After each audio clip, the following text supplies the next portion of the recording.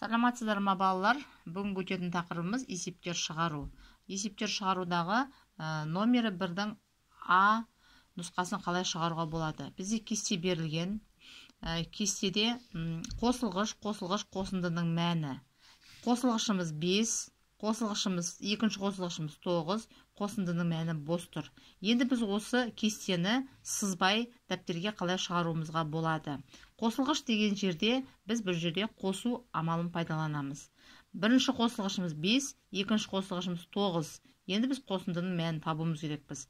Бұл жерде біз 5-ке 9-ды қосатынымызды біліп отырмыз. Ол өрнекті былай жазамыз. 5, бірінші қосылғыш қосу, екінші қосылғыш 9. Шығады 14. Міне, осылай жазамыз. Ары қарай, әсіне қарайық. Әсінде енді азайғыш туралы айтылып тұр кестеде. Азайғыш, азайтқыш айырманың мәні.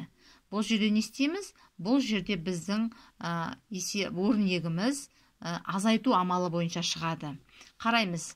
Бірінші жолда бізге 5 қосу 9 өрнегі беріліп тұр. Біз осыны дәл осылай жазамыз. Астындағы 8-ді жазарда арасына азайту белгісін саламыз. Қараймыз. 5 қосу 9 және 8. Бұл өрнекті қалай жазуға болады? Бұны былай жазамыз. 5 қосу 9, дәл осы күйінде жазып аламыз. Азайту 8 дейміз. Сосын барып мәнін табамыз. 5-ке 9-ды қосамыз. Неше болады?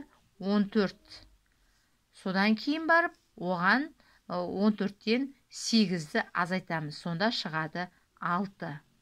Міне, екіншіні осылай шығарамыз. Мына жерде де дәл сол. Азайғыш. Мына 10 қосу 7 дегенді ешқандай өзгеріссіз жазамыз. Қосуды азайтуға өзгертіп жіберуге болмайды. 10 қосу 7 сол күйінде жазылады. Астына 9-ды жазарда арасына азайту таңбасын ғана саламыз.